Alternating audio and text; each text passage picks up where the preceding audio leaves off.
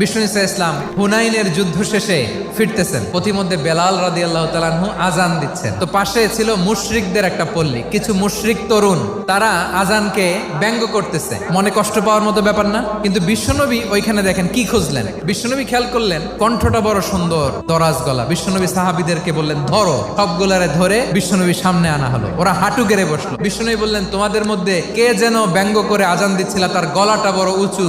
আবু মাহজুরা বলে আমার বন্ধুরা সবাই আমার দিকে আঙ্গুল দেখায়। আবু মাহজুরার মাথায় হাত দিয়ে বললেন এবার আজান দাও দেখি। আবু মাহজুরা বলে আমি তো আজান দিতে জানি না। বিশ্বনবী বললেন তাহলে আসো আমি তোমারে শিখাই দেই। বিশ্বনবী একটা বাক্য পরে, আবু মাহজুরা পরে, বিশ্বনবী পরে, আবু মাহজুরা পরে। আবু মাহজুরা বলে এক একটা বাক্য পড়ি আমার কলিজাটা গলে ঠান্ডা হয়ে যায়। বিশ্বনবীর সাথে দাঁড়িয়ে উনি শাহাদা পড়ে মুসলমান হয়ে গেলেন। বিষ্ণু ইসা ইসলাম বললেন যাও আবু মাহজুরা, আমি তোমাকে পৃথিবীর শ্রেষ্ঠতম মসজিদ মক্কার মসজিদুল হারামের মুয়াজ্জিন হিসেবে অ্যাপয়েন্ট করে দিলাম।